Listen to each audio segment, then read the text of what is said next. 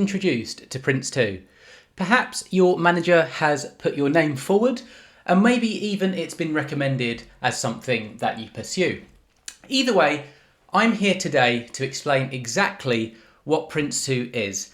And here is exactly what I'm going to be covering here today. We're going to be looking at Prince2 in a nutshell, including the core aspects of it. We're going to be looking at the certification, and that's a little spoiler there. It is a certification. And as part of that, I'm going to be walking you through the different options, including my experience. So I'd just like to point out at this stage that I am a Prince2 practitioner, and I'll be sharing with you my experience in due course of the exam and the whole process.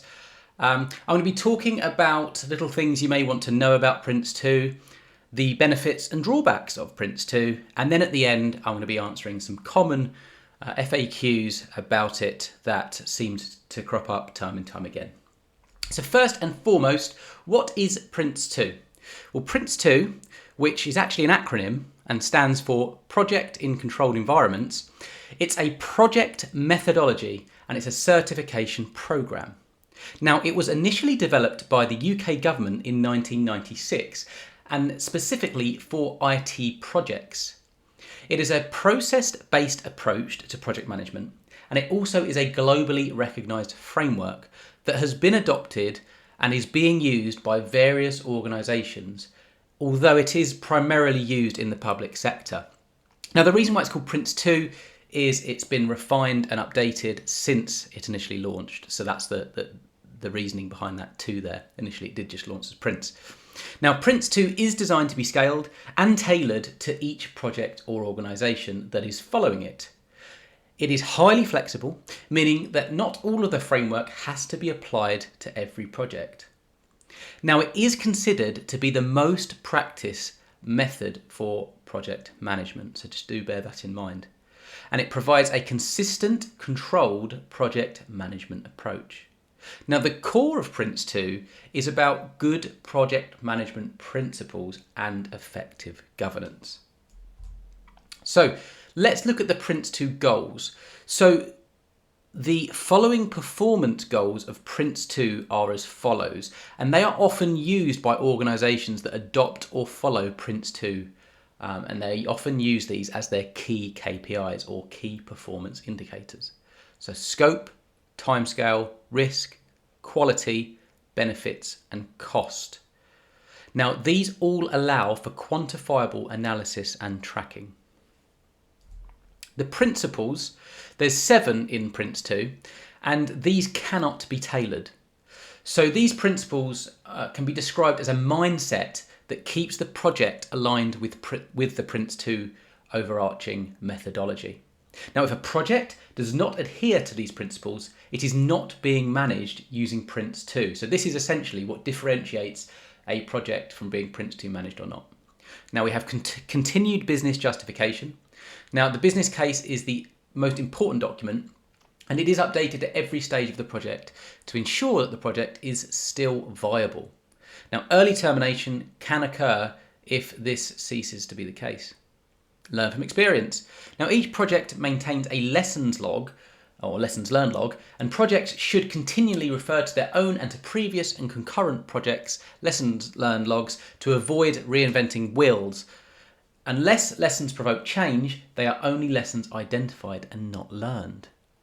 Defined roles and responsibilities. Now, roles are separated from individuals who may take on multiple roles or share a role. Roles in Prince2 are structured in 4 levels: corporate or program management, project board, project manager level, and team level.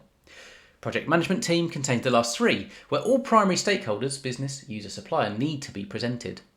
Managed by stages. The project is planned and controlled on a stage-by-stage basis, moving between stages including updating the business case, risks, overall plan, and detailed next stage plan in light of new evidence. Managed by exception.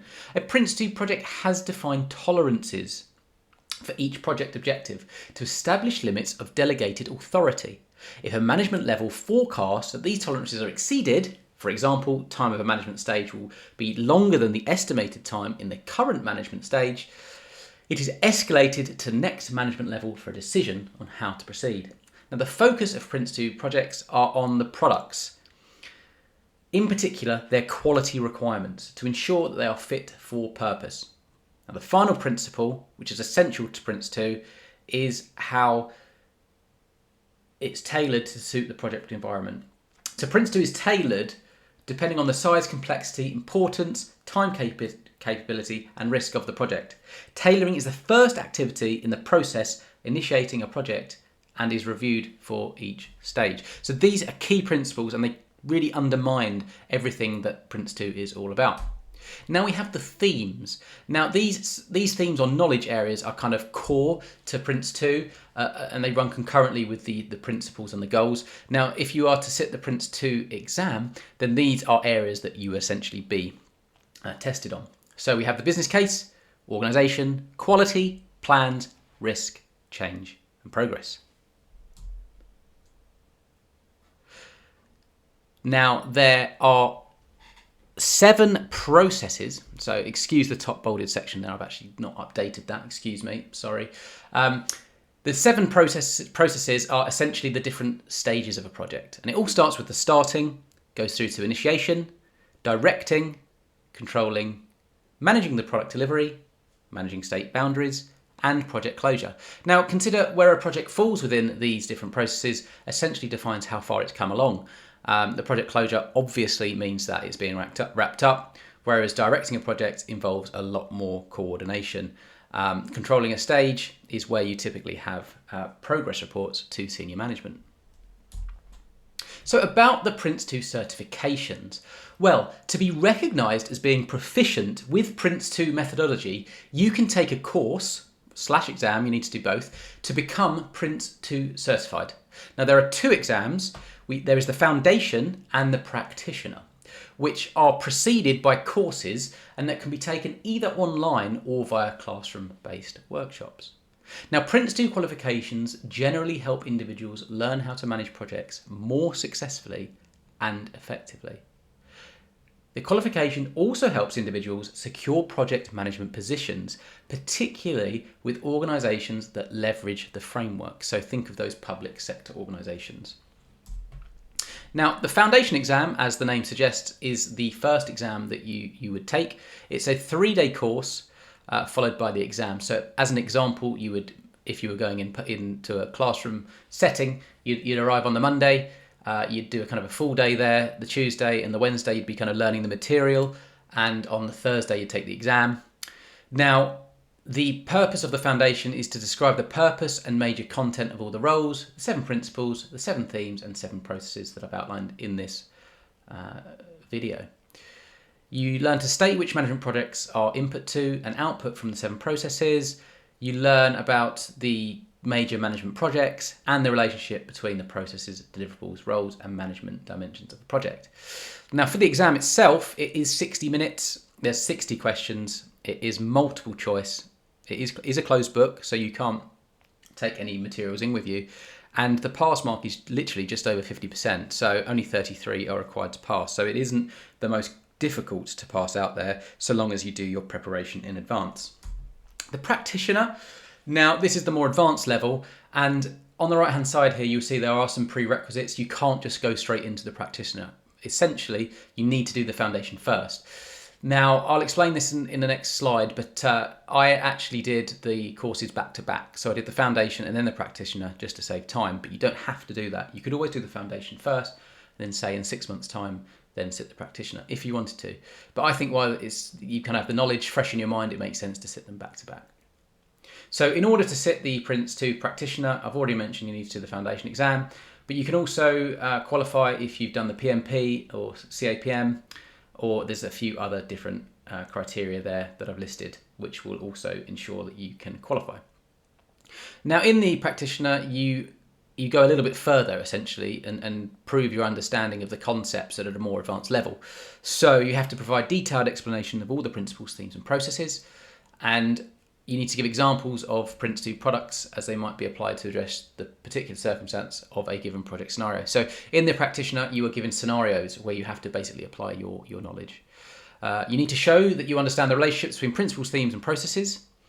You need to demonstrate that you understand the reasons behind the principles, themes and processes and that they understand the principles underpinning these elements. So it is just showing that deeper level of knowledge. It's not just being able to, on a multiple choice, just select one that kind of looks okay. You need to really understand the core information and understanding of the methodology. Now, you need to be able to demonstrate your ability to tune Prince2 to different project circumstances. Now, for this exam, it's 150 minutes, almost double the time. There are 68 questions, and again, the pass mark is 38 out of 68 required to pass. So it's a 50%, what I should say there, sorry, is 55% pass mark is the same. Now, this is an open book exam, but you can only take in the official Prince2 manual. So do bear that in mind. But you will need to refer to the Prince2 manual because some of the questions are more advanced, and that does take time. So do consider that. And that's one of the reasons why you're given that double duration, because you will need to refer to the manual.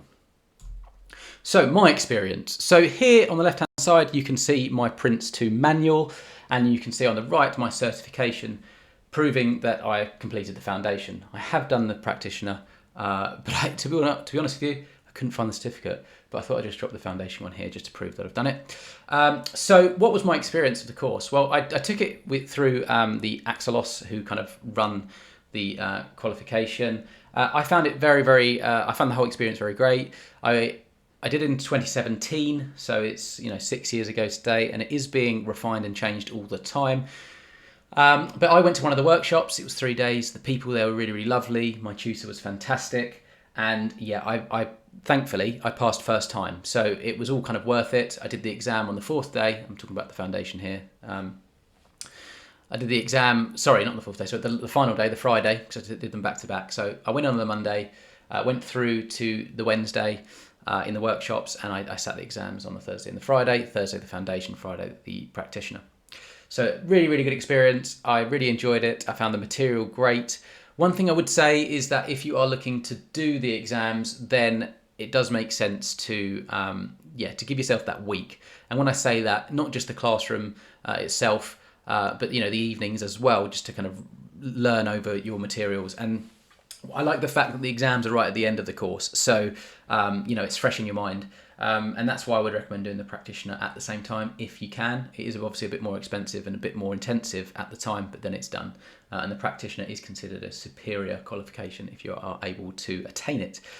What else can I mention about this exam? Yeah, you can do it online. I actually found in person to be much more useful, purely because you're more accountable. I found the learning process easier. I feel like if I was doing it online, I might get a little bit distracted. So yeah, I would recommend doing it in person. It's always good to get in that kind of setting for learning. So that's my opinion. So what do you need to know about Prince2? Well, it doesn't teach you project management. So if you're entirely new to project management, you're not going to understand the core basics of the whole kind of industry. Instead, the focus is on learning about project management principles that can be used to manage projects. So that's a key thing to consider here. And you also need to think about the fact that it's not the only methodology. So for instance, PMBOK that you can use or follow, and not all organisations will use Prince2.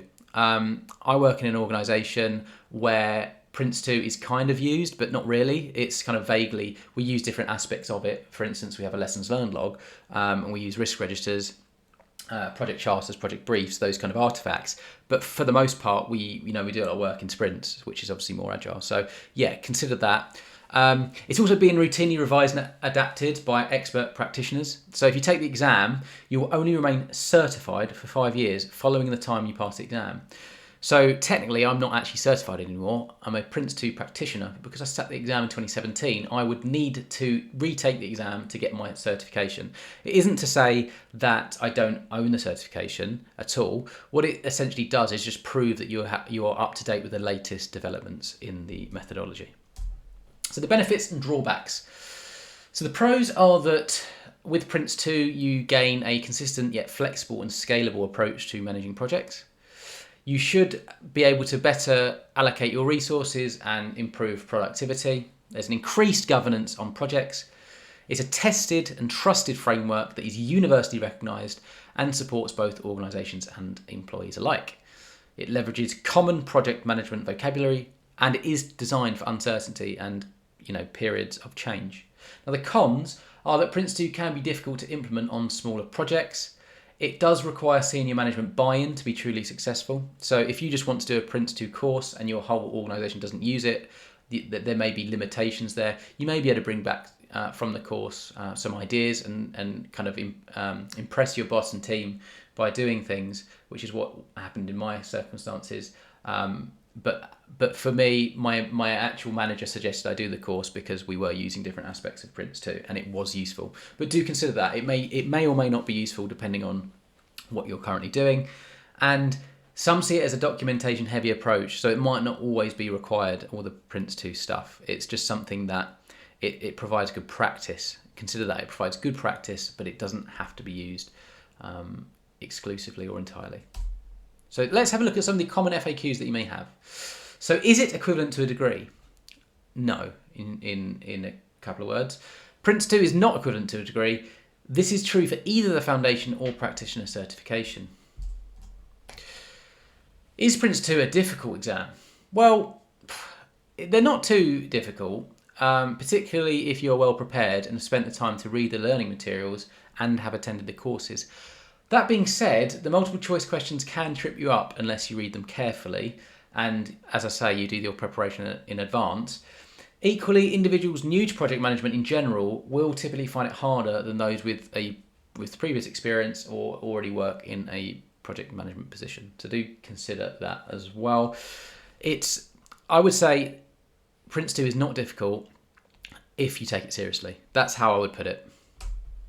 How long do I need to study for Prince2? Well, the exams are designed to be taken after the 3-day Foundation or 5-day Practitioner workshops. So you should therefore be able to pass them at the closing of the course when the exams are typically sat. But as with any exam, you should prepare and review the learning materials on the evenings of each workshop day, particularly reviewing the night before and also preparing on the day of. So I've kind of mentioned that throughout this video, but I thought I'd just touch upon it now because yeah, this is important if you do want to pass. So, I hope this video was useful. If it was, please do hit the like button. That tells me I should continue making videos like this. And don't forget to subscribe to my channel. Talking of my channel, if you head over there, you should find plenty of different playlists on project management methodologies and certifications as well, along with different templates and just different aspects of project management that you may need or want to learn. So different tools as well and platforms. So yeah, I would recommend signing up, subscribing to my channel, and even hitting the bell button, and you'll be notified of when I release videos just like this. So with all of that said, I hope you have an excellent day.